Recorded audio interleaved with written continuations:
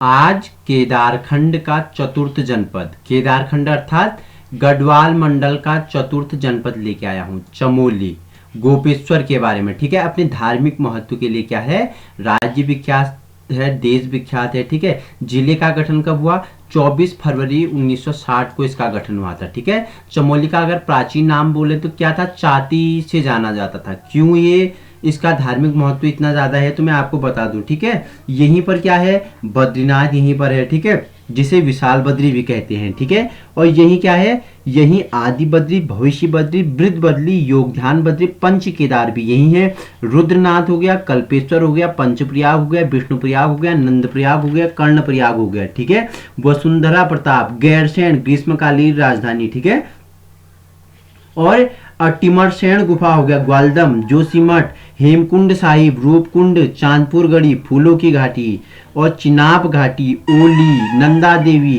त्रिशूल पर्वत, माणा, भारत का अंतिम गांव। ठीक है, यही भारत के गढ़वाल मंडल का अंतिम गांव में से एक आता है। भारत की सीमा पर से अंतिम गांव में से एक है माणा गांव। तो चमोली का प्राचीन नाम क्या है, तो इसे क्या चाती नाम से जाना जाता था। ठीक है, चाती क्या होता है, एक प्रकार की झोपड़ी होती है जो अलकनंदा नदी के तट पर स्थित है। चमोली भौगोलिक दृष्टि के मध्य में क्या हिमालय में स्थित है। अगर भौगोलिक दृष्टि से इसे देखें तो ये मध्य हिमालय के बीच में स्थित है। इसका प्राचीन नाम क्या जाना जाता था, चाती के नाम से जाना जाता था। चाती क्या होती है, एक प्रकार की झोपड़ी होती है जो अलकनंदा नदी के तट पर स्थित था। चमोली और गोपेश्वर इतिहास के अधिकांश भाग में पृथक कस्बे रहे हैं। देखो, चमोली और गोपेश्वर इतिहास के अधिकांश भाग में क्या रहे हैं, पृथक कस्बे रहे हैं। पृथक मतलब अलग होता है, कस्बे मतलब गांव या इलाका या शहर होता है। ठीक है, कस्बे मतलब छोटे छोटे गांव क्षेत्र होते हैं कस्बे। ठीक है, चमोली अलकनंदा नदी के तट पर बसा हुआ है। ठीक है, कहाँ, अलकनंदा नदी के किनारे अपनी स्थिति के कारण बद्रीनाथ यात्रा का एक मुख्य पड़ाव पड़ता है। ठीक है, जबकि गोपेश्वर 9वीं शताब्दी में निर्मित गोपीनाथ मंदिर के इर्द गिर्द बसा एक प्रसिद्ध धार्मिक स्थल था। शेष गढ़वाल की तरह ही यहाँ भी प्राचीन काल से कत्यूरी राजवंश का शासन था। ठीक है, यहाँ भी क्या था, कत्यूरी राजवंश का क्या था, शासन था, जिनकी राजधानी पहले जोशीमठ थी। ठीक है, कहाँ थी, जोशीमठ थी इनकी पहली राजधानी। और क्या, और कार्तिकेयपुर बैजनाथ में भी थे। कार्तिकेयपुर कहाँ पे थे, बैजनाथ पे थे। मैंने आपको बागेश्वर वाला सीरीज बताया था, उसमें इनके बारे में बताया है। ठीक है, 11वीं शताब्दी में कत्यूरी साम्राज्य का विघटन हो गया था। देखो, 11वीं शताब्दी में क्या हो गया, कत्यूरी साम्राज्य का विघटन हो गया था, जिसके बाद सारा गढ़वाल 52 छोटे छोटे गढ़ों में विभाजित हो गया था। ठीक है, जिनके राजाओं को राणा बोलते थे, ठाकुर बोलते थे। ठीक है, वो छोटे छोटे गढ़ों में मतलब क्या हो गया, विभाजित हो गया। इन सभी गढ़ों में अलग अलग राजा राज्य करते थे। उन्हें राणा, राय या ठाकुर के नाम से जाना जाता था। किसके नाम से, राणा, राय या ठाकुर के नाम से जाना जाता था उन छोटे छोटे गढ़ों के राजाओं को। ठीक है, 823 ईस्वी में बद्री मंदिर की यात्रा पर आए मालवा के राजकुमार कनकपाल ने चांदपुर गढ़ी के मुखिया राजा भानु प्रताप की पुत्री से विवाह कर लिया और दहेज में गढ़ी का नेतृत्व प्राप्त किया। इसके बाद उन्होंने दूसरे गढ़ों पर आक्रमण कर अपना विस्तार बढ़ा लिया और गढ़वाल राज्य की नींव रखी। धीरे धीरे कनकपाल और उनकी आने वाली पीढ़ियां जो परमार या पवार वंश के नाम से विख्यात हुई। देखो, कनकपाल और उनकी आने वाली पीढ़ियां, ठीक है, इन्हीं की पीढ़ियां के नाम परमार या पवार वंश के नाम से विख्यात हुई। एक एक करके सारे गढ़ इनने जीत लिए और अपना राज्य बढ़ाते गए। इस तरह सन 1358 तक सारा गढ़वाल क्षेत्र इनके कब्जे में आ गया है था। ठीक है, 1358 तक सारा गढ़वाल क्षेत्र इनके आ गया, इनके क्या आ गया, कब्जे में आ गया। किनका, जो कनकपाल और उनकी पीढ़ियां थी परमार या पवार वंश, उनके कब्जे में आ गया। अगले 918 सालों तक पवारों ने गढ़वाल पर निर्विघ्न राज्य किया था। ठीक है ना, अगले 918 साल तक इन्होंने यहाँ पे क्या, निर्विघ्न क्या क्या राज्य किया था। 18वीं शताब्दी के अंत तक नेपाल के गोरखा राजाओं ने डोटी 1760 में, ठीक है, और कुमाऊं 1790 पर अधिपत्य कर लिया था। ठीक है, और क्या हुआ, वहीं 18वीं शताब्दी के अंत में नेपाल के गोरखाओं राजाओं ने डोटी में 1760 में कब्जा किया और कुमाऊं में 1790 में क्या कर लिया, अधिपत्य मतलब कि अधिकार जमा लिया था। ठीक है, सन 1803 में देहरादून में गढ़वाल और गोरखाओं के मध्य एक लड़ाई हुई जिसमें गोरखाओं की विजय हुई थी। देखो, 1803 में गोरखाओं के मध्य और गढ़वाल के जो राजा थे उनके मध्य एक लड़ाई हुई जिसमें क्या, गोरखाएं विजय हुए और राजा प्रद्युम्न शाह मारे गए। इसमें क्या मारे मारे गए, राजा प्रद्युम्न शाह मारे गए। धीरे धीरे गोरखाओं का प्रभुत्व बढ़ता गया। उन्होंने इस क्षेत्र पर करीब 12 साल राज्य किया था। इस क्षेत्र पर कितना 12 साल राज्य किया था। और एक समय में गोरखा राज्य कांगड़ा तक फैला गया था। ठीक है, और क्या कर दिया गोरखाओं ने, अपना राज्य कांगड़ा तक फैला दिया गया था। ये मैंने आपको चमोली जो हमारा क्या है पौड़ी वाला है, टिहरी वाला में, उसमें भी इस हिस्ट्री के बारे में मैंने चर्चा की है, आप वहां भी इसे देख सकते हैं। लेकिन फिर महाराजा रणजीत सिंह ने कांगड़ा से गोरखाओं को निकाल दिया बाहर। ठीक है, महाराजा रणजीत सिंह ने कांगड़ा से गोरखाओं को बाहर निकाल दिया। दूसरी तरफ ईस्ट इंडिया कंपनी ने 1814 में गोरखाओं पर आक्रमण कर दिया गया और 1 वर्ष तक चले आंग्ल गोरखा युद्ध में कंपनी विजयी हुई। 1 वर्ष तक चला था गोरखाओं और इन ईस्ट इंडिया कंपनी के उसमें युद्ध। इसका नाम क्या था, आंग्ल गोरखा युद्ध था। 1 वर्ष तक लड़ाई हुई और इसमें आंग्ल गोरखा युद्ध में कंपनी क्या हुई, विजय हुई। और 1816 में सुंघोली संधि के अनुसार गढ़वाल के साथ साथ हिमालय और कुमाऊं पर भी कंपनी शासन स्थापित हो गया। देखो भाई 1816 में सुंघोली की संधि हुई जिसमें गढ़वाल के साथ साथ हिमाचल और कुमाऊं में भी क्या कंपनी का शासन स्थापित हो गया। कंपनी ने फिर मंदाकिनी नदी पर सीमा बनाकर गढ़वाल का विभाजन कर दिया गया। ठीक है, कंपनी ने क्या किया, मंदाकिनी नदी तक अपनी सीमा बना दी और गढ़वाल का विभाजन कर दिया और कुमाऊं, देहरादून और पूर्वी गढ़वाल को अपने शासन काल में रख लिया, जबकि पश्चिमी गढ़वाल राजा सुदर्शन शाह को दे दिया। पश्चिमी राज्य किसे दे दिया, पश्चिमी राज्य गढ़वाल राजा सुदर्शन शाह को दे दिया, जो बाद में टिहरी गढ़वाल रियासत के नाम से जाना गया। ठीक है, जो बाद में क्या टिहरी गढ़वाल रियासत के नाम से जाना गया। इस विभाजन में यह क्षेत्र पूर्वी गढ़वाल के अंतर्गत आया था और फलस्वरूप कुमाऊं मंडल के अंतर्गत गढ़वाल जिलों का भाग बना, जिसकी स्थापना सन कितना 1839 में हुई थी। ठीक है, आगे बढ़ते हैं। 1960 में जब चमोली जिले की स्थापना की गई थी, ठीक है, 24 फरवरी 1960 में जब चमोली जिले की स्थापना की गई थी तो इसका मुख्यालय चमोली को बनाया गया था। इसका मुख्यालय किसे बनाया गया, चमोली को बनाया गया। गोपेश्वर तब चमोली से 12 किलोमीटर की दूरी पर स्थित था। गोपेश्वर कहाँ था, चमोली से 12 किलोमीटर की दूरी पर स्थित था। पढ़ लेते हैं। ठीक है, तो जिसकी स्थापना कब हुई थी, मैंने आपको बताया कि 24 फरवरी 1960 को हुई थी। ठीक है, और क्या बोला कि 1963 में चमोली और गोपेश्वर को जोड़ती एक सड़क का निर्माण पूर्ण हुआ।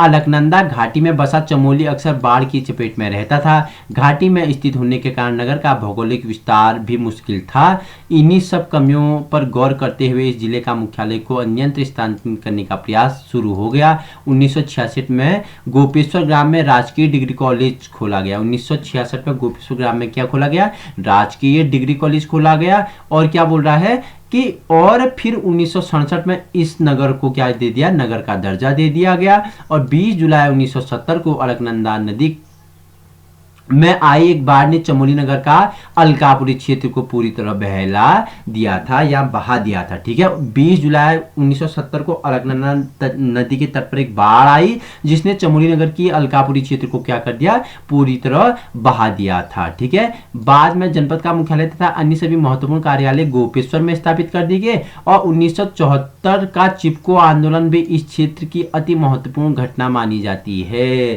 ठीक है, 1974 का जो चिपको आंदोलन है इस क्षेत्र की क्या मानी जाती है, अति महत्वपूर्ण घटना मानी जाती है। आप चिपको आंदोलन के बारे में क्या जानते हो, चलो मैं आपको इसका बेस भी तैयार कर देता हूँ चिपको आंदोलन के बारे में। ठीक है, तो शुरुआत कब हुई चिपको आंदोलन की, तो इसकी शुरुआत कब हुई, 1973 में शुरुआत हुई। कहाँ, चमोली गोपेश्वर से इसकी शुरुआत हुई थी। ठीक है, उत्तराखंड राज्य तब उत्तर प्रदेश में था। ठीक है, चमोली जिले के गोपेश्वर नामक स्थान से प्रारंभ हुआ था। इस आंदोलन के प्रणेता कौन थे, अगर प्रणेता की बात करें तो चंडी प्रसाद भट्ट थे। ठीक है, जिन्हें रेमन मैग्सेसे पुरस्कार से भी सम्मानित किया गया। और इनके प्रमुख सहयोगी कौन थे, सुंदर लाल बहुगुणा, जिन्हें क्या कहा जाता है, टिहरी बांध आंदोलन का क्या बोला जाता है, जनक बोला जाता है। और वहीं अगर चिपको आंदोलन की प्रथम सूत्रधार महिला की बात करें तो गौरा देवी थी। इनका जन्म कब हुआ था, 1925 में लाता टिहरी में हुआ था। नवंबर 1986 में उन्हें प्रथम वृक्ष मित्र पुरस्कार से सम्मानित किया गया था। ठीक है, 1986 में इन्हें क्या प्रथम वृक्ष मित्र पुरस्कार से सम्मानित किया गया था। चिपको वुमेन के नाम से ये हमारी क्या है,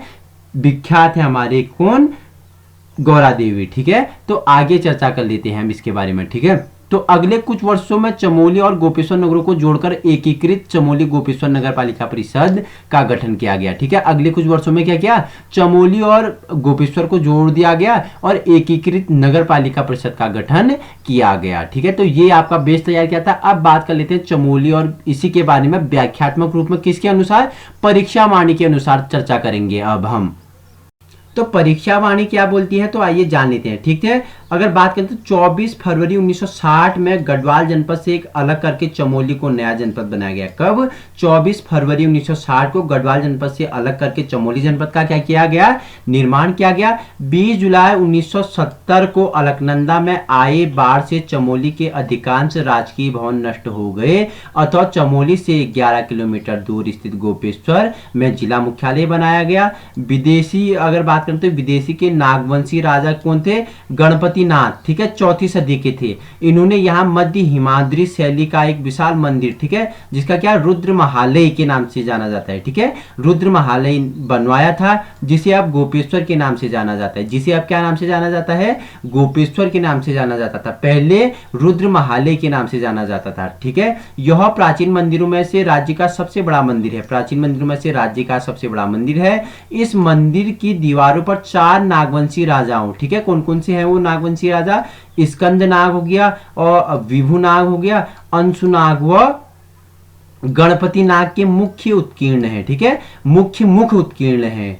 4 वंशों के क्या है, मुख उत्कीर्ण, मतलब कि उन दीवारों पे इसके मुख क्या है, संलग्न है या उत्कीर्ण मतलब कि बनाए गए हैं। कौन कौन से, स्कंद नाग का मुख हो गया, विभु नाग का मुख हो गया, ठीक है, अंशु नाग का मुख हो गया और क्या गणपति नाग का मुख क्या है, उनकी दीवारों पर उत्कीर्ण है। इस मंदिर में गुप्तकालीन सूर्य मूर्ति, उत्तर गुप्तकालीन गंगा मूर्ति, पूर्व मध्यकालीन में धर्म चक्र प्रवर्तक मुद्रा के बुद्ध मूर्ति व 12वीं सदी के वीणाधार नटराज मूर्ति व 12 भुजी चंडिका आदि दर्शनीय मूर्तियां हैं। देखो क्या क्या है इसमें, देखो एक तो क्या है, देखो गुप्तकालीन सूर्य मूर्ति है इसमें। ठीक है, दूसरा उत्तर गुप्तकालीन गंगा मूर्ति भी है। तीसरा क्या है, पूर्व मध्यकाल और धर्म चक्र प्रवर्तक मुद्रा में बुद्ध मूर्ति व 12वीं सदी की क्या है, वीणाधार नटराज मूर्ति व 12 भुजी चंडिका आदि दर्शनीय मूर्ति इसमें है। ठीक है, आगे बात कर लेते हैं। उत्तरांचल के पर्वतीय नगरों में गोपेश्वर ही एकमात्र ऐसा नगर है जहां न अधिक गर्मी पड़ती है और न ही अधिक सर्दी पड़ती है। देखो उत्तरांचल में पर्वतीय भागों में गोपेश्वर ही एक ऐसा राज्य है जहां न तो अधिक गर्मी होती है और अधिक न तो सर्दी होती है। ठीक है, इसके समीपवर्ती दर्शनीय स्थलों में रुद्रनाथ हो गया, अनुसैया मंदिर या अत्रि मुनि आश्रम हो गया। आश्रम से बालखिल्य नदी विशाल जलप्रपात के रूप में गिरती है। ठीक है, जो अत्रि मुनि आश्रम है, यहाँ से क्या, आश्रम में बालखिल्य नदी विशाल जलप्रपात के रूप में गिरती है। गोपीनाथ हो गया मंदिर या गोपेश्वर शिव मंदिर हो गया। वैतरणी कुंड मूर्ति रहित मंदिरों का समूह है। देखो वैतरणी कुंड क्या है, मूर्ति रहित मंदिरों का समूह है। याद रखना, एक बांज वृक्ष के समूह वृक्ष क्या है, आकर्षण केंद्र है। इस जिले में मुख्य पर्यटक एवं दर्शनीय स्थलों के बारे में चर्चा कर लेते हैं। ठीक है, वैसे चमोली अपने आप में क्या है, धार्मिक दृष्टि से एक अलग, एक विशेष और एक क्या सौंदर्यमय क्या लगता है, स्थान रखता है, जिसमें क्या है अधिक पर्यटन एवं दर्शनीय स्थल हैं। तो पहले बात करते हैं पंचबद्री के बारे में। ठीक है, 5 बद्री विष्णु भगवान, ठीक है, चमोली जिले में ही स्थित है। ठीक है, पंचबद्री जो 5 बद्री हैं विष्णु भगवान चमोली में ही स्थित है। ठीक है, पंचबद्री। नेक्स्ट बात करते हैं बद्रीनाथ। ठीक है, बहुत ही प्रसिद्ध मंदिर है, बहुत ही प्रसिद्ध क्या है, हमारे संस्कृति में और परंपरा का प्रसिद्ध क्या है, एक मंदिर है जिसे किसके नाम से, विशाल बद्री के नाम से भी जाना जाता है। ठीक है, बद्रीनाथ हरिद्वार से 384 किलोमीटर व जोशीमठ से 51 किलोमीटर उत्तर में स्थित है।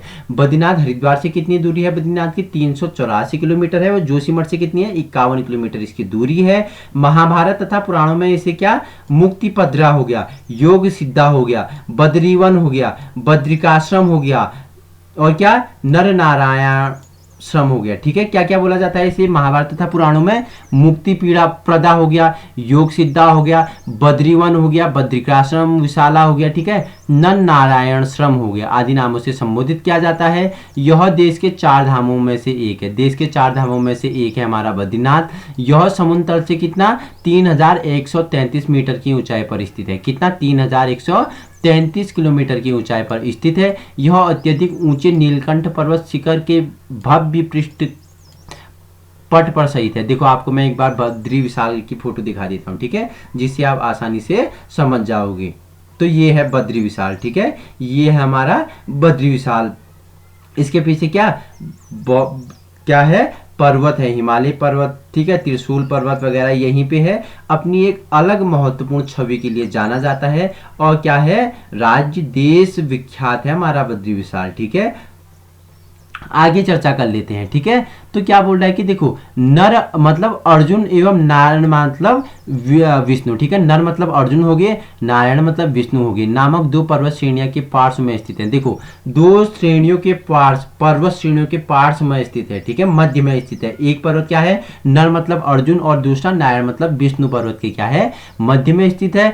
इस स्थल पर पहले जंगली क्या, बदरियों का कालीन बिछा था। क्या बिछा था, जंगली बदरियों का क्या बिछाया था, कालीन बिछा था, जिससे इसका नाम क्या पड़ गया, बद्री वन का नाम मिला, ठीक है। मंदिर की ओर अभिमुख अलकनंदा नदी के तट पर गर्म जल का एक कुंड स्थित है, जिसे क्या, तप्त कुंड के नाम से जाना जाता है, ठीक है। इसी के क्या बोला कि नदी के तट पर गर्म जल का एक कुंड स्थित है, उसका नाम क्या है, तप्त कुंड है, ठीक है। कहा जाता है, क्या कहा जाता है, इस जल कुंड में स्नान करना क्या होता है, स्फूर्तिदायक होता है। अगर आप इसमें स्नान करोगे तो आप में क्या आ जाएगी, स्फूर्ति आ जाएगी, ठीक है। आगे बात करते हैं। मंदिर प्राप्त वर्ष अप्रैल मई के महीने में खुलता है। अप्रैल इसके कपाट कब खुलते हैं, अप्रैल और मई में इसके कपाट खुलते हैं, एवं शरद ऋतु से नवंबर के तृतीय सप्ताह में लगभग बंद हो जाते हैं। बंद कब होते हैं, शरद ऋतु के नवंबर के तृतीय सप्ताह में बद्री विशाल के कपाट बंद हो जाते हैं। बद्रीनाथ धाम के पुजारी दक्षिण भारत स्थित बाद क्षेत्र के आदि शंकराचार्य के वंशजों के होते हैं। देखो इसके पुजारी कौन होते हैं, दक्षिण भारत में स्थित क्या, मालाबाद क्षेत्र के आदि शंकराचार्य के वंशजों से होते हैं, जिन्हें रावल कहा जाता है। क्या कहा जाता है, इन्हें रावल कहा जाता है, ठीक है। बद्रीनाथ मंदिर 3 भागों में बटा है। एक क्या हो गया, सिंहद्वार हो गया, मंडल और गर्भगृह हो गया, मुख्य प्रतिमा है, ठीक है, भगवान विष्णु की चिंतन मुद्रा की यहाँ पे क्या है, मुख्य प्रतिमा है, काले रंग की है। वो कैसी है, काले रंग की है, लेकिन खंडित है। क्या है, खंडित है। मूर्ति के खंडित होने का मूल कारण क्या है, शायद नारद कुंड में पड़े रहना है। क्या है इसका खंडित होने का मूल कारण, शायद नारद कुंड में पड़े रहना है, जिसे शंकराचार्य ने निकालकर स्थापित करवाया था। मुख्य मूर्ति के पार्श्व में नर नारायण, दाहिने ओर क्या, कुबेर एवं बाहिने ओर नारद की प्रतिमाएं हैं। इस मंदिर का निर्माण संभवतः गढ़वाल वंश के प्रारंभिक राजा अजयपाल के शासनकाल में हुआ था। इसका निर्माण कब हुआ था, संभवतः गढ़वाल वंश के प्रारंभिक जो राजा थे अजयपाल, उनके शासनकाल में हुआ था।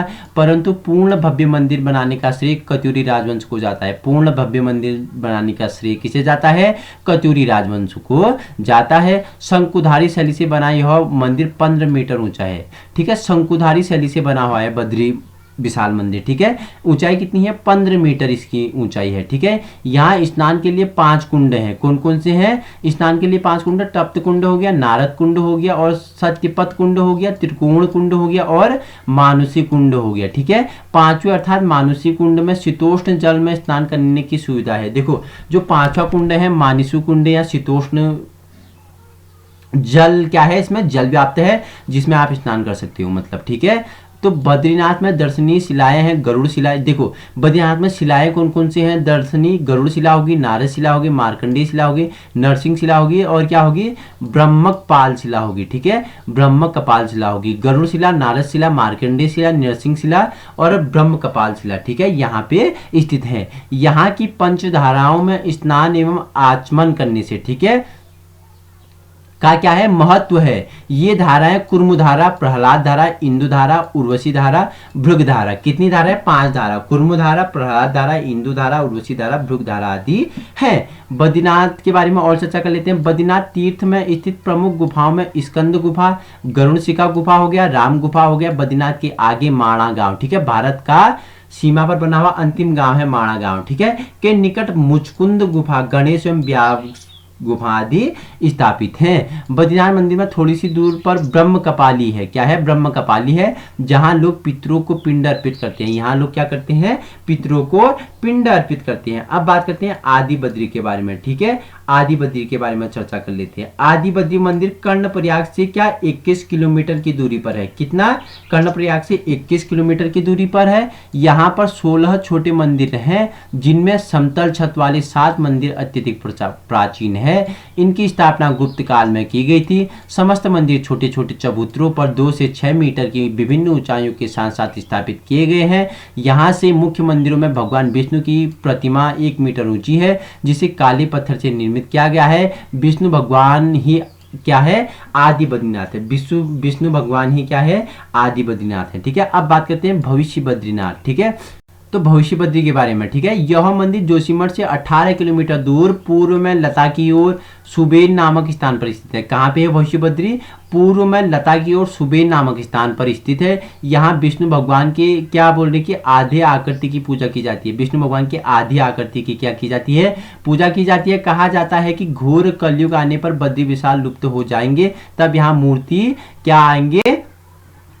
पूर्ण हो जाएगी। ठीक है, याद रखना, आपके नॉलेज के लिए है और धार्मिक महत्व के लिए बता रहा हूं। ठीक है, ये ही बद्री विशाल के रूप में पूजे जाते हैं। ये इन्हें ही क्या बद्री विशाल के रूप में पूजा जाता है। किन्हें? भगवान विष्णु को। ठीक है, बद्री विशाल के रूप में पूजा जाता है। अब बात करते हैं, चौथा है इसका वृद्ध बद्री के बारे में। ठीक है, समुद्र तल से 1380 मीटर की ऊंचाई पर तथा जोशीमठ से 7 किलोमीटर की दूरी पर अनिमठ स्थित है। क्या है? अनिमठ स्थित है। ठीक है, यहाँ पर आदि गुरु शंकराचार्य द्वारा बद्रीनाथ की प्रतिमा सर्वप्रथम स्थापित की गई थी। अतः यह प्रतिमा वृद्ध या क्या पहली बद्री कहलाती है। यह प्रतिमा वृद्ध या पहली बद्री प्रतिमा कहलाती है। ठीक है, पांचवा बात करते हैं योगदान बद्री के बारे में। ठीक है, अभी मैं आपको इनकी फोटोज या छवि भी नीचे दिखाऊंगा, पहले आप को बता देता हूं इनके बारे में। ठीक है, तो जोशीमठ से 20 किलोमीटर की दूरी पर स्थित पांडुकेश्वर में योगदान बद्री मंदिर व पांडव शिला है।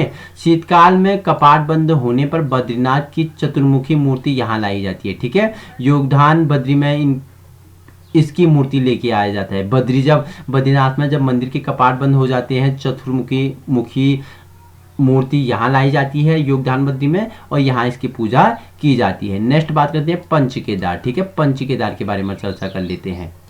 कौन कौन से हैं पंच केदार? देखो, तुंगनाथ हो गया, ठीक है, केदारनाथ हो गया, ठीक है, और क्या बोल रहा है कि देखो रुद्रनाथ हो गया, कल्पेश्वर हो गया। ये क्या है? 4 हो गए। एक कौन है? और मध्य महेश्वर। ठीक है, ये क्या है? पंच केदार है। ठीक है, अब आगे चर्चा कर लेता हूं। पंच केदार के बारे में आपको बता देता हूं। ठीक है, आपको कि पंच केदार के बारे में कौन कौन से फैक्ट बनते हैं, उनके बारे में आप व्याख्यात्मक रूप में चर्चा कर लेते हैं।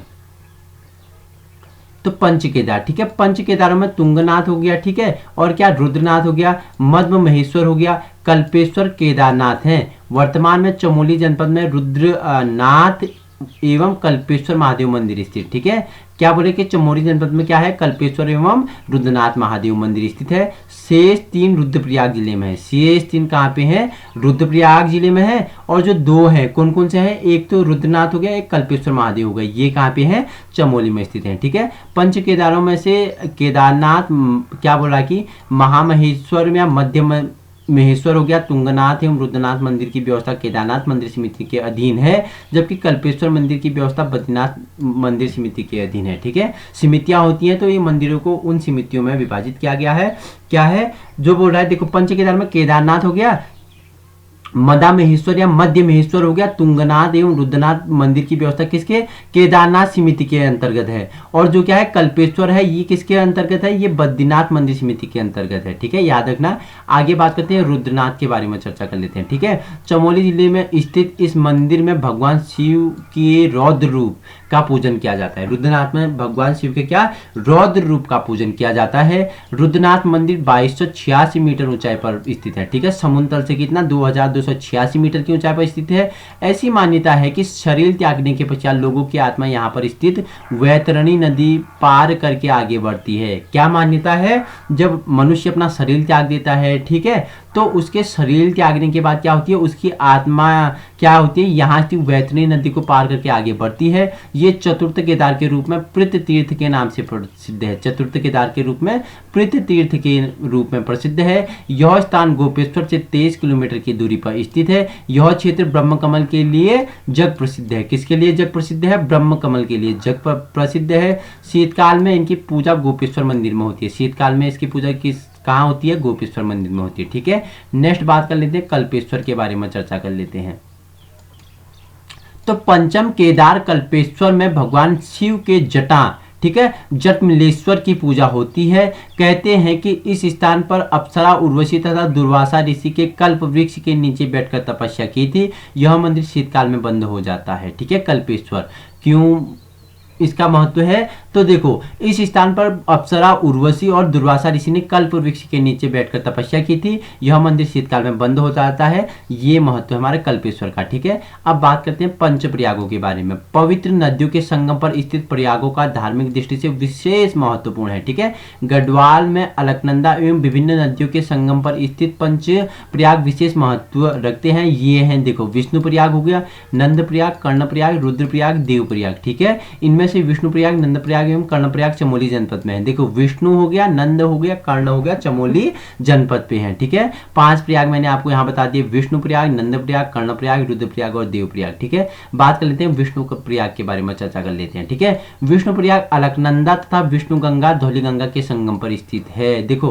प्रश्न पूछा गया था। ठीक है, विष्णु प्रयाग किसके संगम पर स्थित है, तो अलकनंदा व विष्णु गंगा, मतलब विष्णु गंगा का नाम क्या है, धौली गंगा। ठीक है, अलकनंदा और धौली गंगा के संगम पर क्या स्थित है, विष्णु प्रयाग स्थित है। ठीक है, संगम के दोनों ओर जय विजय पर्वत है। संगम के दोनों ओर क्या है, जय विजय नामक 2 पर्वत हैं। यह समुद्र तल से 1372 मीटर की ऊंचाई पर स्थित है। समुद्र तल से कितना, 1372 मीटर की ऊंचाई पर स्थित है। ऐसा माना जाता है कि नारद मुनि ने इस स्थान पर भगवान विष्णु की पूजा की थी। यहाँ के विष्णु कुंड के निकट विष्णु का मंदिर है। यह स्थल बद्रीनाथ मार्ग पर जोशीमठ से आगे बढ़ती है। देखो फॉरेस्ट गार्ड का एग्जाम आता था, हाई कोर्ट का एग्जाम हुआ था, तो उसमें पूछा गया था। ठीक है, जो विष्णु प्रयाग है किन 2 नदियों के संगम पे है, तो ये विष्णु गंगा और धौली गंगा के संगम पे है। ठीक है, अलकनंदा और धौली गंगा के संगम पर है विष्णु प्रयाग। ठीक है, अब बात करते हैं नंद प्रयाग के बारे में चर्चा कर लेते हैं।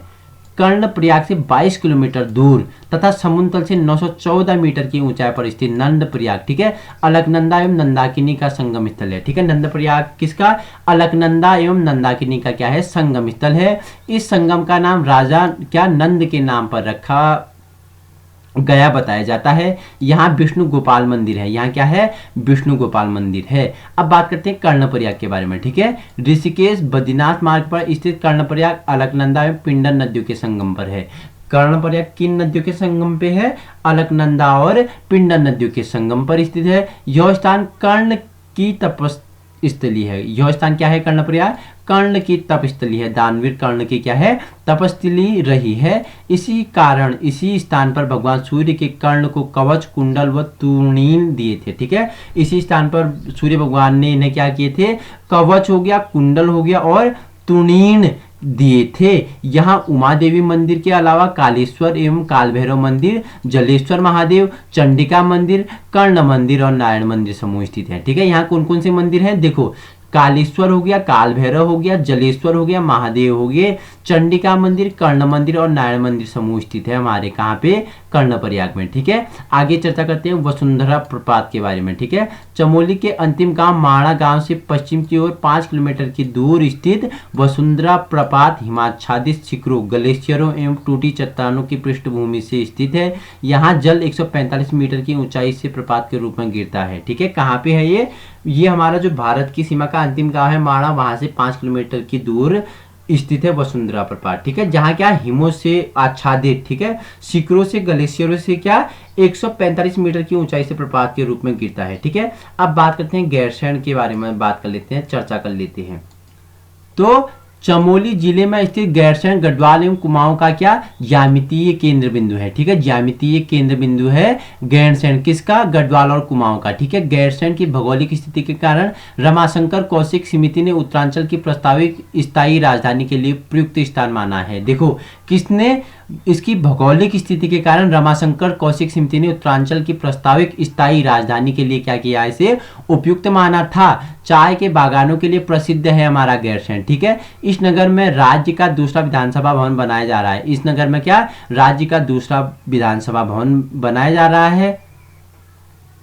वहीं आप बात करते हैं क्या, टिम्मरसैंण की गुफा के बारे में चर्चा कर लेते हैं, ठीक है। यह जिले के नीति घाटी में स्थित है। यहाँ गुफा में अमरनाथ की तरफ बर्फ का शिवलिंग है जिसके ऊपर जल भी टपकता है। देखो टिम्मरसैंण गुफा के बारे में क्या बोला है, यह जिले के नीति घाटी में स्थित है। यहाँ गुफा में अमरनाथ की तरफ बर्फ शिवलिंग है, ठीक है, जिसमें क्या प्राकृतिक रूप से जल टपकता है, ठीक है। चर्चा कर लेते हैं ग्वालदम के बारे में। ग्वालदम के बारे में आप चर्चा कर लेते हैं।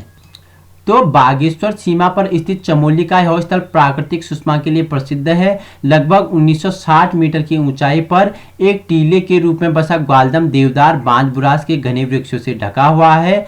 यहाँ से नंदा घूंघटी हो गया, ठीक है, नंदा देवी और त्रिशूल हिमचिकरों का मनोरम दृश्य दिखाई देता है। सेब एवं चाय उत्पादन के लिए भी प्रसिद्ध है। यह कुमाऊनी गढ़वाली संस्कृति का अनूठी संगम देखी जाती है, ठीक है। कुमाऊनी और गढ़वाली का अनूठी संगम देखा जाता है ग्वालदम में। ग्वालदम से मात्र 8 किलोमीटर की दूरी पर ऐतिहासिक बधाड़गणी है, ठीक है। इससे 8 किलोमीटर दूरी पे क्या है, ऐतिहासिक बधाड़गणी मंदिर स्थित है, ठीक है। जहां पहुंचकर हिमालय चेहरे के सामने रखा दर्पण का सा प्रतीत होता है। जहां क्या आप रखकर जहां जाओगे तो हिमालय क्या होता है कि रखा हुआ हिमालय दर्पण जैसा प्रतीत होता है, ठीक है।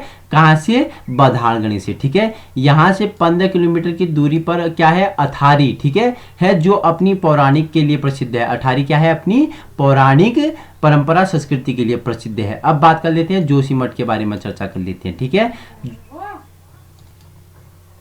तो जोशीमठ नाम संस्कृत शब्द, ठीक है, ज्योतिर्मठ का विकृत रूप है, ठीक है। जोशीमठ नाम संस्कृत शब्द के ज्योतिर्मठ का विकृत रूप है, जिसका अर्थ क्या होता है, शिव के ज्योतिर्लिंग का स्थल। क्या, शिव के ज्योतिर्लिंग का स्थल है। प्राचीन काल में से क्या बोला जाता था, योशी कहा जाता था। प्राचीन काल में से क्या कहा जाता था, योशी कहा जाता था। इस स्थान पर आदिगुरु शंकराचार्य ने तपस्या की थी। जोशीमठ पे क्या, आदिगुरु शंकराचार्य ने तपस्या की थी। उन्हें ही इस मठ की स्थापना की थी। उन्होंने इस मठ की क्या की, स्थापना की थी। हिंदुओं में यह विश्वास है कि शरद ऋतु में भगवान बद्रीनाथ विष्णु यहाँ विश्राम करते हैं। हिंदुओं में क्या मान्यता है कि शरद ऋतु में भगवान बद्रीनाथ विष्णु यहाँ पर क्या करते हैं, विश्राम करते हैं। कहाँ पे, जोशीमठ पे, ठीक है। यहाँ शंकराचार्य जी द्वारा स्थापित भगवान विष्णु के नरसिंह अवतार के स्वरूप का एक मंदिर है, ठीक है। शंकराचार्य जी द्वारा स्थापित नरसिंह अवतार, ठीक है, भगवान विष्णु का क्या है, एक स्वरूप मंदिर है। इस मंदिर में नरसिंह भगवान की प्रतिमा की एक भुजा स्थापित है। किसकी, भगवान नरसिंह की क्या है, प्रतिमा की एक भुजा स्थापित है। मंदिर के सामने एक भवन है जिसमें पत्थर का एक कुंड, पीतल के 2 फुहावरे जिन्हें क्या, दंड धारा व नरसिंह धारा का नाम दिया गया है। इन दोनों फुहारों के मध्य राम और सीता जी की पीतल की प्रतिमाएं स्थापित है। यहाँ पर हनुमान, गणेश, सूर्य, गौरीशंकर एवं नंदा देवी के अनेक मंदिर स्थित हैं। कहाँ पे, जोशीमठ के बारे में, ठीक है। जोशीमठ में ही शंकराचार्य ने पूर्णागिरि देवी पीठ की स्थापना की थी, ठीक है। जोशीमठ में ही शंकराचार्य ने पूर्णागिरि देवी पीठ की स्थापना की थी। यहाँ एक वासुदेव मंदिर भी है। यहाँ क्या है, एक वासुदेव मंदिर भी है, ठीक है। तो हमने किसके बारे में बात की, जोशीमठ के बारे में चर्चा की थी। प्राचीन काल में से क्या कहा जाता था, योशी कहा जाता था, ठीक है। अब बात करते हैं तपोवन के बारे में चर्चा कर लेते हैं, ठीक है, तपोवन के बारे में। तो यह स्थल जोशीमठ से 15 किलोमीटर की दूरी पर है, जो कि अपने उष्ण जल स्रोत, ठीक है, जिसे क्या, तातापानी के लिए प्रसिद्ध है। तातपानी, ठीक है, पहाड़ी में बोलते हैं तातपानी, ठीक है, मतलब गर्म पानी के लिए क्या है, प्रसिद्ध है। यहाँ गर्म जल के में रोगों को नाश करने की शक्ति है। देखो यहाँ पे क्या है, तपोवन में गर्म जल में रोगों को नाश करने की क्या है, शक्ति है, ठीक है। तातपानी मतलब गर्म पानी होता है, ठीक है। पहाड़ी में ताता पानी बोलते हैं तो गर्म पानी, ठीक है, हॉट वाटर, ठीक है। हेमकुंड साहिब के बारे में चर्चा कर लेते हैं। अब तपोवन के बारे में चर्चा के लिए अब हेमकुंड साहिब के बारे में चर्चा कर लेते हैं। समुद्र तल से इसकी ऊंचाई कितनी है? हेमकुंड साहिब की 4529 मीटर की ऊंचाई पर स्थित है हेमकुंड, ठीक है। स्वर्ण झील, हेमकुंड को क्या स्वर्ण झील भी कहते हैं, ठीक है। जोशीमठ से लगभग 29 किलोमीटर दूर स्थित है। यह गंधमादन आदि 7 भव्य बर्फ के ढके पहाड़ों से घिरा हुआ है, जिनको हेमकुंड पर्वत कहा जाता है। जिन्हें क्या कहा जाता है? हेमकुंड पर्वत कहा जाता है। इसके मध्य स्वच्छ जल की एक झील स्थित है। हाथी पर्वत एवं सप्ताश्रक पर्वत शिखरों के हिमनद झील को जल पोषित करते हैं। झील से हिमगंगा नामक एक छोटी नदी निकलती है। इस झील से क्या निकलती है? हिमगंगा नामक एक छोटी नदी निकलती है। झील के समीप क्या है? एक गुरुद्वारा है। देखो हेमकुंड साहिब से आपको पता चल रहा है कि गुरुद्वारा होगा, ठीक है। तो झील के समीप क्या है? एक गुरुद्वारा है, जो कि सिखों के लिए एक तीर्थ स्थल है। देखो गुरुद्वारा किसके धर्म में होता है? सिखों के धर्म में होता है। तो उनके लिए यहाँ क्या है? तीर्थ स्थल के रूप में पूजनीय है। यह विश्वास है कि सिखों के 10वें गुरु गुरु गोविंद सिंह ने पूर्व जन्म में इस झील के तट पर चिंतन किया था। देखो कौन से नंबर के गुरु हैं गुरु गोविंद सिंह? सिखों के 10वें नंबर के गुरु हैं, ठीक है। ऐसा कहा जाता है कि पूर्व जन्म में इस झील के तट पर चिंतन किया था, जैसा कि पवित्र ग्रंथ साहिबा में संकेत किया गया है, ठीक है। उनका ही सिखों का पवित्र ग्रंथ है साहिब, उसमें ही क्या किया गया है? संकेत किया गया है, ठीक है। हेमकुंड नाम से सिख तीर्थ स्थल के रूप में इसकी स्थापना 1930 में हुई थी। कब हुई थी इसकी स्थापना हेमकुंड नाम से सिख तीर्थ बनने में? तो 1930 में हुई थी। इसके पूर्व में यह स्थल हिंदुओं को क्या लोकपाल तीर्थ या दंड पुष्करणी तीर्थ नाम से जाना जाता है। सिखों के अलावा यहाँ हिंदू भी जाते हैं, सिखों के अलावा यहाँ पे हिंदू भी जाते हैं। तो ठीक है, हेमकुंड के बारे में चर्चा कर ली, ठीक है। अब किसके बारे में चर्चा करेंगे? अब चर्चा करेंगे रूपकुंड के बारे में, व्याख्यात्मक रूप में पढ़ लेते हैं, ठीक है। क्या बोलता है रूपकुंड? रूपकुंड के क्या महत्व है? तो यह देखो इसके बारे में चर्चा कर लेते हैं। किसके बारे में? रूपकुंड के बारे में चर्चा कर लेते हैं, ठीक है। तो देखो क्या बोला कि यह स्थल चमोली जनपद के विकासखंड किसमें है? देवाल से 25 किलोमीटर, ठीक है, दूर स्थित है। समुद्र तल से इसकी ऊंचाई कितनी है? 4780 मीटर की ऊंचाई है। त्रिशूली पर्वत की तलहटी क्षेत्र में स्थित है। यह झील लगभग 500 फीट व्यास के कटोरे के आकार की है, ठीक है। इस मनोहरी झील में रूपगंगा जलधारा निकलती है। इस मनोहरी झील से क्या?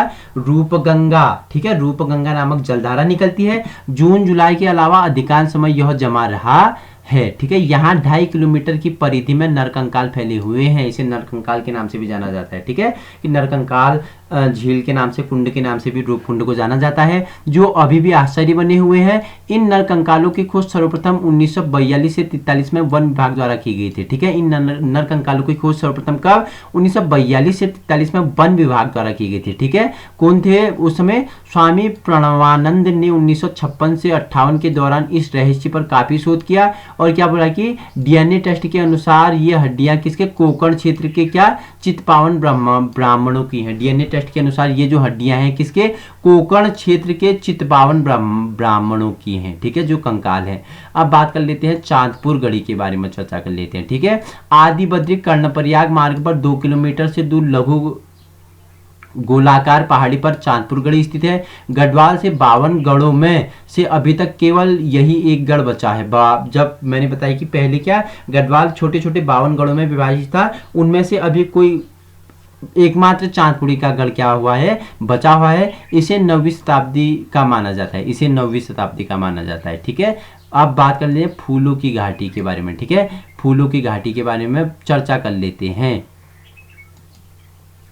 तो क्या ऋषिकेश बद्रीनाथ मार्ग पर गोविंद घाट से 19 किलोमीटर पैदल मतलब घांगरिया है, ठीक है। क्या है? घांगारिया है। यहाँ से 5 किलोमीटर की दूरी पर असंख्य फूलों की सजी हुई घाटी वैली ऑफ फ्लावर्स कहते हैं, ठीक है। फूलों की घाटी के नाम से जानी जाती है। वर्ष 2005 में विश्व धरोहर समिति द्वारा फूलों की घाटी को विश्व धरोहर की सूची में शामिल किया गया है, ठीक है। ऐसा कहा जाता है कि इसी घाटी में क्या है संजीवनी नामक बूटी भी है, जिसपे अभी बहुत सारे शोध चल रहे हैं, ठीक है।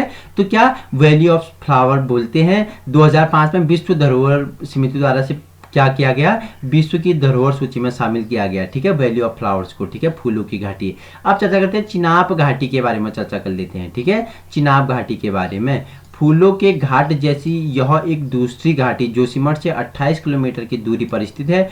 5 वर्ग किलोमीटर क्षेत्र में फैले इस घाटी में 500 से अधिक प्रजातियों के पुष्प मिलते हैं। ये पुष्प जून से अक्टूबर तक खिलते हैं। ठीक है, चिनाब घाटी में 500 से अधिक प्रजातियों के क्या पुष्प मिलते हैं, जो जून से क्या अक्टूबर के मध्य खिलते हैं। ठीक है, अब चर्चा करते हैं औली के बारे में चर्चा कर लेते हैं। ठीक है, तो जोशीमठ से सड़क मार्ग से 15 किलोमीटर की दूरी पर तथा रोपवे, ठीक है, रोपवे, ठीक है, रोपवे 1993 में शुरू हुआ था। ठीक है, से 4.15 किलोमीटर की दूरी पर स्थित है।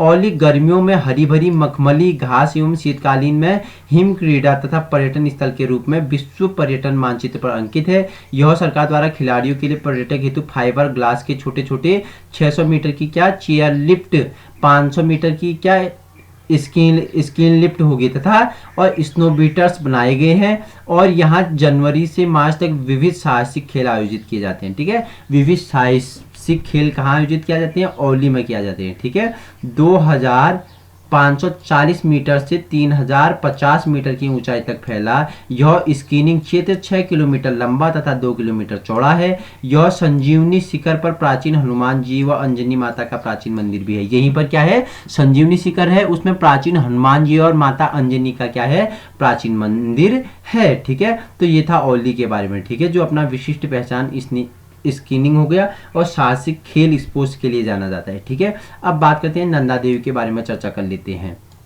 तो नंदा देवी जोशीमठ मलारी गांव पर लगभग 21 किलोमीटर की दूरी पर स्थित है। यहाँ नंदा देवी का सिद्धपीठ मंदिर है। भारत सरकार ने नंदा देवी जैव मंडल रिजर्व को राष्ट्रीय पार्क के रूप में स्थापित किया है। ठीक है, कि किसने क्या किया है, भारत सरकार ने नंदा देवी जैव मंडल रिजर्व को राष्ट्रीय पार्क के रूप में क्या किया, स्थापित किया गया है। ठीक है, 1982 में की थी इसकी स्थापना। ठीक है, वर्ष 1988 में इसे संयुक्त राष्ट्र विश्व विरासत पंजीकृत किया गया। ठीक है, क्या बोला कि वर्ष 1988 में इसे संयुक्त राष्ट्र विश्व विरासत स्थल के रूप में पंजीकृत किया गया। इसका क्षेत्रफल कितना है, इसका क्षेत्रफल 5860.69 वर्ग किलोमीटर है। यहाँ विश्व की कई लघु लुप्त प्राय क्या है, जंतु प्रजातियां पाई जाती हैं। ठीक है, लघु लुप्त प्रजातियां क्या पाई जाती हैं, जंतु प्रजातियां पाई जाती हैं, जो कि इस क्षेत्र के लिए स्थानिक है, जो कि इस क्षेत्र के लिए क्या है, स्थानिक है। नंदा देवी सेंचुरी के पश्चिम में गोमुख तथा पूर्व में मिलन हिमानिया है। देखो, नंदा देवी सेंचुरी के पश्चिम में गोमुख, जहां से गंगा निकलती है। ठीक है, गंगा का उद्गम स्थल गोमुख,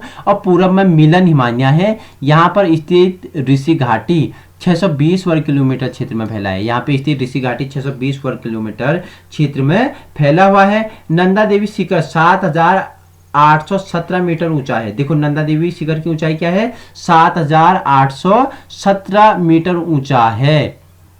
क्या बोल रहा है कि ये क्या है, नंदा देवी शिखर, इसकी ऊंचाई कितनी है, 7817 मीटर ऊंचा है, जो कि रिजर्व का केंद्र बिंदु है तथा भारत का दूसरा सबसे ऊंचा शिखर है। दूसरा है तो पहला कौन है, तो पहला है माउंट एवरेस्ट। ठीक है, जिसकी ऊंचाई क्या है, 8848 वर्ग मीटर है, जिसकी ऊंचाई, वर्ग नहीं मीटर है जिसकी ऊंचाई। ठीक है, इसकी कितनी है, 7817 मीटर है। ठीक है, तो नंदा देवी क्या है, भारत का दूसरा सबसे ऊंचा शिखर है। ठीक है, अब बात करते हैं त्रिशूल पर्वत के बारे में चर्चा कर लेते हैं। ठीक है, 7120 मीटर ऊंचा यह पर्वत शिवधाम के रूप में प्रविष्ट है। देखो, इसकी ऊंचाई क्या है, 7120 मीटर ऊंचा है, और ठीक है, शिवधाम के रूप में प्रविष्ट है। रानीखेत, अल्मोड़ा तथा ग्वालदम से यह नुकीली दिखता है। देखो, रानीखेत, ग्वालदम, अल्मोड़ा से इसकी जो श्रृंखलाएं हैं वो क्या दिखाई देती हैं, नुकीली दिखाई देती हैं। ठीक है, नुकीली मतलब कि जिसका मोह क्या हो, बहुत ही शार्प या नुकीला टाइप का हो। ठीक है, नुकीला आप जानते ही हो।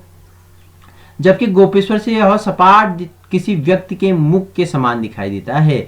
गोपेश्वर से सपाट किसी व्यक्ति के मुख के समान दिखाई देता है यह। ठीक है, त्रिशूल पर्वत। ठीक है, फरवरी से जून तक यह गंभीर मुद्रा में, जुलाई से अक्टूबर तक मुस्कुराते हुए और नवंबर से फरवरी तक कन्या के मुख की तरह दिखता है। देखो, रंग बदलता है पर्वत। ठीक है, त्रिशूल पर्वत क्या बोल रहा है कि फरवरी से जून तक गंभीर मुद्रा में दिखाई देता है, जुलाई से अक्टूबर तक मुस्कुराते हुए दिखाई देता है। हम वे मुस्कुराते फूल नहीं जिनको आता है बहाना है, ऐसा है क्या। देखो, पर्वत क्या होता है कि देखो अपनी स्थिति बदलती रहती है। ठीक है, मुस्कुराती है कभी, कभी गंभीर हो जाती है, कभी एक कन्या के मुख की तरह दिखता है ये त्रिशूल पर्वत। ठीक है, तो याद रखना ऊंचाई क्या है, 7120 मीटर ऊंचा है। ठीक है, शिवधाम के रूप में प्रविष्ट है। ठीक है, अब बात करते हैं माणा के बारे में, चर्चा करते हैं। ठीक है, भारत की सीमा से लगे हुए अंतिम गांव में इसकी क्या है, नाम उल्लेखित है। चमोली का माणा गांव भारत की सीमा पर बसे अंतिम गांव में से एक है। पुराणों में इसे क्या मणिभद्रपुरी कहा गया है। यहाँ बद्रीनाथ से 4 किलोमीटर दूर उत्तर में स्थित यहाँ पर अलकनंदा एवं सरस्वती नदी का संगम होता है, जिसे केशवप्रिया कहा जाता है। देखो क्या बोल रहा है कि पुराणों में माणा गांव को क्या बोला जाता था, मणिभद्र कहा जाता था। ठीक है, यहाँ बद्रीनाथ से 4 किलोमीटर दूर स्थित यहाँ पर अलकनंदा एवं सरस्वती नदी का संगम होता है, जिसे केशवप्रिया कहा जाता है। ठीक है, यहाँ के दर्शनीय स्थलों में क्या है, मुचकुंद गुफा होगी, गणेश गुफा होगी, ब्यास गुफा होगी और भीमपुल मुख्य हैं। ठीक है, यहाँ की दर्शनीय स्थलों में क्या है, माणा गांव के मुचकुंद गुफा होगी, गणेश गुफा होगी, ब्यास गुफा होगी, भीमपुल आदि। ठीक है, कहा जाता है कि महर्षि व्यास जी ने व्यास गुफा में बैठकर भागवत कथा को मौखिक तौर पर कहा था। ठीक है, क्या कहा जाता है, महर्षि व्यास जी ने व्यास गुफा में बैठकर भागवत को मौखिक रूप से कहा था और उसे लिखने का काम गणेश जी ने किया था। ठीक है, गणेश जी ने क्या था, भागवत लिखते लिखते क्या हो गया था कि कलम टूट गई थी। आपको कथा पता होगी तो क्या हो गया, कलम टूट गई थी, तो गणेश जी ने क्या किया, अपना दांत निकाल दिया उसे लिखने के लिए। ठीक है, तो तभी से वो एकदंत हो गए। ठीक है, एक दंत हो गए, वो भागवत को पूरा करने के लिए क्या कर दिया, उन्होंने अपना दांत निकाला और उससे लिखना प्रारंभ किया। ठीक है, बद्रीनाथ जी की मां, ठीक है, माता की मूर्ति भी कहा जाता है। बद्रीनाथ जी को क्या माता की मूर्ति भी कहा जाता है। साथ ही यहाँ घंटाकर्ण, ठीक है, घंटाकर्ण का मंदिर भी स्थित है। ठीक है, माता की मूर्ति भी यहाँ है और क्या कहा जाता है मतलब। ठीक है, बद्रीनाथ जी की माता की मूर्ति भी यहाँ है, साथ ही क्या घंटाकर्ण मंदिर भी है। ठीक है, वामन द्वादशी को यहाँ मेला लगता है। सदियों में जब बद्रीनाथ के कपाट बंद होते हैं तो घंटाकर्ण का घंटी क्या होता है, मंदिर बंद हो जाता है। देखो घंटाकर्ण क्या बोला कि देखो कंफ्यूजन नहीं डालता वहां पे। ठीक है, वामन द्वादशी को यहाँ मेला लगता है बद्रीनाथ पे। ठीक है, सदियों में जब बद्रीनाथ के कपाट बंद होते हैं तो घंटाकर्ण का मंदिर भी बंद हो जाता है। देखो सदियों में जब बद्रीनाथ का कपाट बंद होता है तो यही घंटाकर्ण के मंदिर के भी क्या हो जाते हैं, कपाट बंद हो जाते हैं। इस सीमांत गांव से कुछ दूरी पर वसुंधरा प्रपात है। ठीक है, वसुंधरा प्रपात है, जैसे प्रसिद्ध पर्यटक स्थल भी है। ठीक है, माणा मारछा जनजातियों का ग्रीष्मकालीन अधिवास है। ठीक है, माणा क्या, मारछा जनजातियों का क्या है, अधिवास है ग्रीष्मकालीन। ठीक है, ये लोग कृषि, ऊनी वस्त्र शिल्प, पशुपालन से जुड़े होते हैं। किससे जुड़े होते हैं, कृषि, ऊनी वस्त्र शिल्प और पशुपालन से जुड़े होते हैं। आलू व काफर यहाँ की मुख्य फसल है। आलू और काफर इनका क्या है, मुख्य फसल है। बद्रीनाथ से माणा तक पक्की सड़क है। अत्यधिक सर्दी में यहाँ के लोग कम ऊंचाई वाले क्षेत्रों में चले जाते हैं। अत्यधिक सर्दी में यहाँ के लोग क्या, कम ऊंचाई वाले क्षेत्रों में चले जाते हैं। यहाँ पर लगभग 250 परिवार आवासित है। यहाँ पर कितने, 250 परिवार आवासित है। वो जनसंख्या लगभग 1500 है। ठीक है, जनसंख्या कितनी है, 1500 है। यहाँ सरस्वती नदी पर बना एक पाषाण शिला पुल है, जिसे क्या भीमपुल भी कहा जाता है, विश्व में अद्वितीय है। ठीक है, पाषाण शिला पुल है, भीमपुल कहा जाता है, सरस्वती नदी पर बना हुआ है, जो क्या है, विश्व में अद्वितीय है। ठीक है, तो ये हमने आज चमोली गोपेश्वर के बारे में चर्चा की। ठीक है, कुछ पिक्चर आपको दिखाता हूँ। ये बद्री विशाल की पिक्चर है। ठीक है, ये बद्री विशाल की क्या है, मनोरम दृश्य का फोटो है। ठीक है, वहीं देखो ये क्या है, भविष्य बद्री है। ठीक है, ये वृद्ध बद्री है और ये आदि बद्री है। ठीक है, देखो बद्री विशाल तो ये हो गए, हमारी बद्री विशाल हो गए। उसके बाद क्या, ये हमारे वृद्ध बद्री मंदिर हो गया, ये भविष्य मंदिर बद्री हो गया, ये आदि बद्री मंदिर हो गया। ठीक है, वही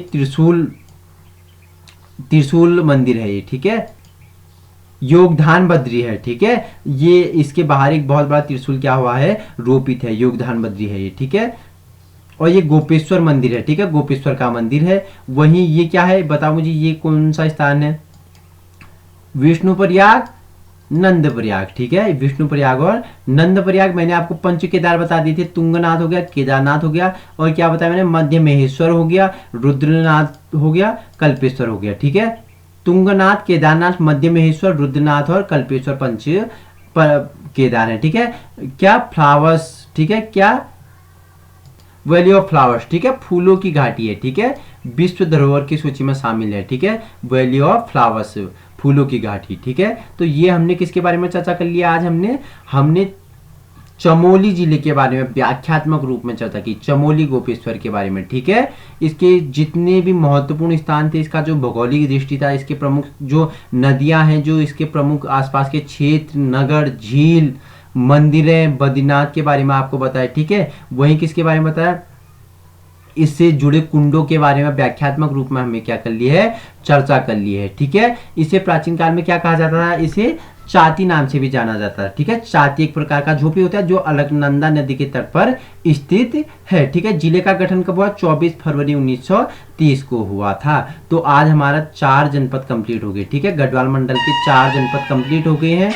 कल आपके लिए जनपद 5वां लेके आऊंगा, ठीक है। आज 4 जनपद हमारे केदारखंड अर्थात गढ़वाल मंडल के कंप्लीट हो गए हैं। अगर आपको इसी प्रकार की वीडियो चाहिए, आपको अपना प्लेटफॉर्म, अपना बेस तैयार करना है, तो आप मेरे YouTube चैनल बिहेव एजुकेशन उपकार से जुड़ सकते हो, संलग्न हो सकते हो। और हमारी वीडियो हमारे YouTube चैनल पे कब आते हैं, आप उसको जानने के लिए हमारे चैनल को क्या कर सकते हो, सब्सक्राइब कर सकते हो। अगर आपको अच्छा लगे, मेरे नोट्स आपको अच्छे लगा, मेरा पढ़ाना आपको अच्छा लगे, तो आप चैनल को सब्सक्राइब कर सकते हो और आगे आने वाली समस्याओं को डटकर सामना कर सकते हो, ठीक है। तो उन समस्याओं के लिए एक प्यारा सा समाधान हमारा YouTube चैनल बिहेव एजुकेशन उपहार देता है, जिसमें आपको हिंदी हो गया, उत्तराखंड हो गया, और हमारा ज्योग्राफी, हिस्ट्री, इकोनॉमिक्स, सभी विषयों के बारे में चर्चा की जा रही है, ठीक है। जो आपका क्या कर रहा है, बेस तैयार कर रहा है। अगर वहीं आप हमारे फेसबुक ग्रुप से भी जुड़ सकते हो, ठीक है। बिहेव एजुकेशन उपकार सर्च मार सकते हो, जहां क्या होती है, डेली क्विज प्रतियोगिता होती है, ठीक है। आप वहां से भी टेस्ट सीरीज लगा सकते हो कि आपने कितना क्या सीखा। तब तक के लिए आप मुझे इजाजत दें। Thank you. मेरा नेक्स्ट 5वां जनपद कल आपके सामने होगा। सरल शब्दों में लड्डू वीडियो होगा, संपूर्ण निचोड़ आपको बताऊंगा।